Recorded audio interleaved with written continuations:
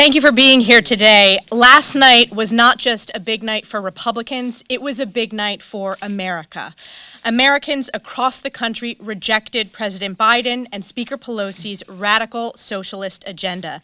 The question now is, will Washington Democrats finally wake up and listen to the American people who have rejected this far-left agenda? Unfortunately, what we've seen is the answer is no. This morning, they are doubling down. What did we learn from last night? We learned that parents should be empowered to make decisions about their children's education, not the federal government. We learned that Americans want more jobs, not more government welfare and reckless spending creating inflation. Americans want to fund their police departments, not defund them. Americans want freedom, not far-left socialism. This is the message that united Americans across the country, from New Jersey to New York to Virginia to Texas. It united Americans behind Republicans last night, and it is exactly what House Republicans have been saying for months. Republicans are the party of parents, of education, of small businesses, of freedom, and of family. Democrats are the party of big government socialism, creating crisis after crisis. Even after their losses, Nancy Pelosi doubled down on her agenda yet again this morning, and that is exactly why she is a lame duck Speaker of the House. Republicans have a better optimistic vision for our nation, and we will continue to talk about the issues that matter to the American people. We're going to hear from a number of my colleagues today with special guests from the Virginia delegation, but first I want to hand it over to my colleague, Virginia Fox, who is the ranking member of the Committee on Education and Workforce. Virginia. Thank you, Representative Stefanik. Last night's victory in Virginia proves that the voices of parents matter. It proves that parents will not and cannot be silenced. Education is at the forefront of voters' minds because it matters. It matters what our kids learn in school. It matters what books are in our school libraries. It matters what kids believe about their country. Most importantly, it matters what our kids believe they are capable of achieving. The left has tried to take education out of the hands of parents, local government, and the states for too long. This is our answer to the left's attempt to nationalize education. No. No to leftist indoctrination, no to critical race theory, and no to identity politics. Republicans believe in policies that unite us, not divide us. We know that education is at its best when run locally and when parents have choice. That is what we are fighting for. No child should be denied the opportunity to fulfill his or her potential. It's past time to support student-focused education. Virginia's election proved that school districts no longer have to kowtow to teachers' unions. The days of caving to powerful union bosses is over. The parents have awakened and are ready and willing to fight for their kids. It's a great day for the future of education in our country. And now I yield to Rob Whitman, who will speak on behalf of the Virginia delegation. Thank you. Well, thank you, Virginia. What a great day today from the outcome of the races in Virginia yesterday. I want to point to my colleagues, Representative Morgan Griffith, Representative Bob Good, Representative Ben Klein, all part of an exciting evening yesterday. Very historic. Yesterday sent a message, not just across the Commonwealth of Virginia, but across the nation, that it's parents that matter, that it's parents that should be in charge of their children's destiny in school systems, that it's about small businesses and empowering them to make sure that they continue to build this economic engine that we know right now has been stifled. We know, too, that yesterday was about empowering communities to work with police departments to make sure they have the resources necessary to make our communities safer. Yesterday was historic, too. We have the first black female elected to statewide office in our new Lieutenant Governor, Winsome Sears. We have the first Latino elected to statewide elected office in our new Attorney General, Jason Miyares. And we have a new majority in the Virginia House of Delegates. A new day that speaks volumes about empowering people, not government, about putting things back into our local communities where they need to be, where they should be, not in the hands of Washington, not in the hands of Richmond. This really is, I think, a watershed moment that folks across the nation can look to and say, let's take our Commonwealth back here in Virginia, but other states will stay the same. Let's take our nation back. Let's empower the people that we know are the owners of the government, the people across our great nation, and yesterday in Virginia, across our great Commonwealth. And now I'd like to turn the floor over to my colleague, Congressman Tony Gonzalez from the great state of Texas. Lots of smiles on our side of the aisle today. It's a great day to be an American. It's a great day to be a Texan. You know, last night, all 8 constitutional amendments passed in Texas. That was historical. Also historical, we flipped a seat, the Republican Party flipped a seat that is predominantly Hispanic and hadn't been flipped in a very long time. What does that show? It shows that Americans have had enough with these socialist policies, these Biden socialist policies. In particular, this failed border amnesty proposal is dead on arrival, right? What it also showed is, it showed that people like RNC Chairwoman Ronna McDaniel, who invested in these Hispanic outreach centers in San Antonio, make a difference. It's how we win elections. We won the election for 2 reasons. One, Americans have had enough of this administration, from the House to the White House. 2, people like Janie and Frank Fonseca, who live in inner city San Antonio, that go out and door knock and help candidates win at all different levels. We need more people. The Republican Party needs more people like Janie and Frank if we're going to take back the House. Now I'd like to turn it over to my good friend, Julia Letlow from Louisiana. Thank you, Congressman. As a single mom of 2, a former educator, and a concerned American, education is a topic that is near and dear to my heart. It is no secret that our nation faces tremendous challenges in education. And during the pandemic this last year, many of us joined our children in the virtual classroom and found ourselves concerned with the curriculum we witnessed. The other side's proposed solutions to nationalize the curriculum and push a one-size-fits-all approach to education has proven to fail time and time again and is clearly not the answer. As Republicans, we believe that education is a true partnership between parents and the learning environment that works best for their children. We don't think that the relationship between a family and educators needs to be adversarial. We want schools to work hand in hand with families, bringing new ideas and innovations to the table that will truly put our students first. The Commonwealth of Virginia spoke loudly and clearly last night, and they agree with us. I think the problems we have with the other side's education proposals are indicative of many of the larger issues. The other side wants to shut parents out and have government do the job. That simply doesn't work because these are our children, not the government's. Parents should not have a curriculum forced on their children or fear indoctrination by a federal agenda. Instead, they should be able to choose one that fits with their beliefs and their values. Thank you, and I'd like to turn it over to my esteemed colleague from Louisiana, Republican Whip Steve Scalise. Thank you, Julia, and for all my colleagues for being here. I first want to congratulate Governor-elect Youngkin for running such an impressive campaign. And it was a campaign that was focused on optimism. It was a campaign that was focused on empowering parents to take back their state, to take back the ability to have control over their kids' education from the very union bosses who are trying to keep kids out of school, who are trying to keep parents out of school board meetings. That kind of big government socialism was rejected overwhelmingly by the voters last night in Virginia. And also, big government socialism was rejected in a number of other states. New York, you saw record numbers of Republicans getting elected to school boards, where parents are getting more and more engaged at the local level, concerned about things like critical race theory being rammed down their kids' throats, trying to teach hatred of America. That is un-American, and that was rejected last night. Something else that was rejected last night was the Democrats' radical, crazy defund the police movement, overwhelmingly rejected by voters in states like Minnesota. It was so encouraging to see people take their government back. And that's what you saw last night. And yet here in Washington, the same big government socialists who were rejected in states like Virginia are doubling down on their failed policies. Joe Biden and Nancy Pelosi did not get the message from what happened last night.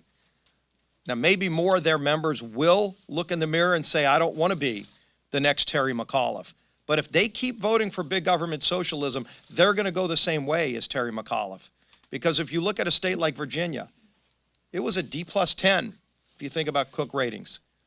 That means a D+10 state became an R+2 state. That's a 12-point swing, which means there are districts all across the country that are represented right now by Democrats in at least D+5, 6, 7, even D+10 districts that have to be looking in the mirror going, am I going to keep voting for this big government socialism? And I think they're going to have a reckoning that it's time to start working with Republicans on solutions that actually address crises and problems that families are facing. This majority, led by Speaker Pelosi, has not brought up a bill in over a month to address any of the crises families are facing, like inflation, like high gas prices, like the border crisis. Their answer is actually to go the opposite direction. They want to tax people more so that they can give out $450,000 checks to people who come here illegally. People are rejecting those kind of radical ideas. And I'll tell you, as Republicans are focused on this common sense agenda to get this country back on track, to work with those parents who want to take their schools back, our leader has been leading that charge to lay out that bold vision, meeting with parents, meeting with families, talking about an agenda that actually helps the hardworking families who are struggling today under the weight of President Biden and Speaker Pelosi's failed agenda. And he was very involved in the victory, helping the Youngkin campaign, our leader, Kevin McCarthy. Thank you, Steve. Yeah, what is that? It's my water bottle. I thought somebody left it. Good afternoon. Oh, what a night it was. And it was a night just not about Virginia. It was a night about America. Have you heard from other members here? Virginia, New Jersey, New York, Minneapolis, Seattle, Texas. Today is a wake-up call for Washington Democrats to abandon the partisanship, the extremist agenda of Washington-based programs that cost trillions of dollars and don't have programs that nobody even wants. We have warned Speaker Pelosi almost every day that she's been in the majority this year, that her policies were wrong and not wanted. She saw it time and again. She watched school board meetings where parents would come and ask to have a say in their children's education. What was the Democratic answer? To pressure the Attorney General to go after the parents, even if your child was raped in a bathroom. We watched people fearful of the rising cost of inflation. The Democrats' answer? To spend trillions more to make you cost a tax on everyone. As we watched with the cameras as Republicans went to the border, led many times by Tony Gonzalez, with the fear of what was happening, of their new policies along the border, where more than 1.4 million people have come across, more than 160 countries. People that are on the terrorist watch list being caught, and the Democrats continued to ignore it. Crime rising across America for the cities that asked to defund the police based upon Democratic policies. Just in my home state, not far from Nancy Pelosi, our Speaker's house, 5 Walgreens closed because they could not stay open just with the theft that continues to rise. What was their answer? More of the same. Just last weekend, NBC had a poll that talked about the biggest concerns that Americans had and who was best to lead it. I think when you look at Governor-elect Youngkin, he was one that can lead because he listened. He didn't bring past politicians in. He listened to those in Virginia. Didn't matter if you were Republican, Democrat. He didn't take political consultants' advice like Terry McAuliffe. He took parents' advice. On his closing night, he talked about reforming the DMV, regardless of what party or who you are, but if you live in Virginia, they're going to answer the phone and ask how they can help. There's a fundamental belief as Americans that parents should have a say in their children's education. They should be able to know what the curriculum is. And the one thing that we have found time and again, the Democrats believe that not to be true. When I came in today, I expected maybe they'd have a change of heart. They're doubling down with a new promise to vote again on all the things that an election last night told them not to. And when you think about it, in Virginia, a Republican governor was elected after 13 consecutive statewide election losses to Democrats. But just a year ago, President Biden won by more than 10 points. And as you heard, the new Republican lieutenant governor breaking ceilings.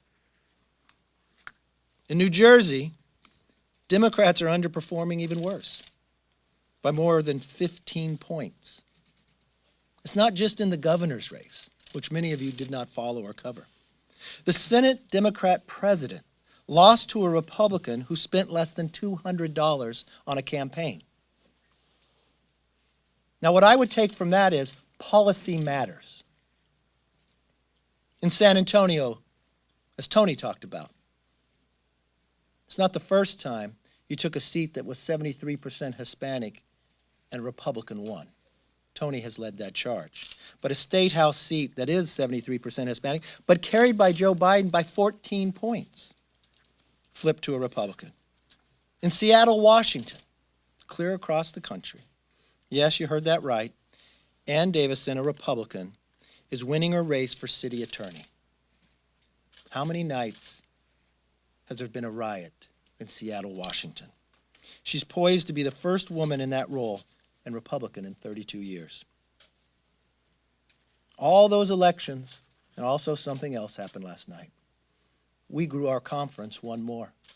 We're now 213. It only takes 218 to be a majority, with Mike Carey winning in Ohio 15. I don't believe these races are just about Republicans. What it's about is failed policies the Democrats continue to push. I'm not sure what the speaker will do. I know we're on break next week and she's off to another European trip. I think that would make 3 in 3 months. If I was a Democrat today, the one thing I would sincerely know, there's going to be a lot of retirements, either before the election or in 370 days. If you do not change course, if you do not start listening to the public, if you do not understand the policies you are pushing or making prices more expensive, will be our most expensive Thanksgiving ever, that the gas and the price of gasoline is higher than we've watched in 7 years, and the answer from your party is begging OPEC to produce more instead of America solving their own problems. A border that's unsecure, with no attention, trillions of dollars you want to push with no money there to secure the border. And your education policy is to push the Attorney General to investigate parents. If you didn't know that was failed by the polling, if you didn't know that was a problem by the calls of Americans to your office, you should have woken up after last night, because it wasn't just in Virginia. It was in New Jersey, it was in Minneapolis, it was in Texas, and it was in Seattle. The one thing I will tell you is Republicans listen. We hear you. We know the places that we can improve, and we make this promise to you. We will soon unroll the Parents' Bill of Rights. It doesn't matter your wealth, the color of your skin. Once you have a child, it is no longer what you become. It is now what opportunity your children will have. You have a right to know what's being taught in the school. You have a right to participate. Education is the great equalizer. We're all created equal, and we're going to make sure we make that happen across this country. With that, let's open it up for questions. Yes, ma'am. What role do you think Donald Trump played in last night's election results?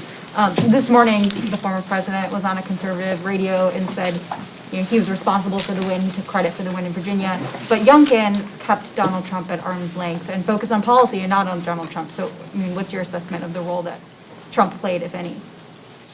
My first was, I guess I can't be surprised the morning after Republicans win across the nation, the media wants to try to find division. I watched a Republican Party more united, more people joining it, based upon policy. Policy matters. And I think when you saw the last 10 months, the policy of the Democrats, I think people were open to trying to find something much better. And they've had that experience under a Republican majority and with President Trump in there. But I don't think after winning all these races, that's the question that would come before us.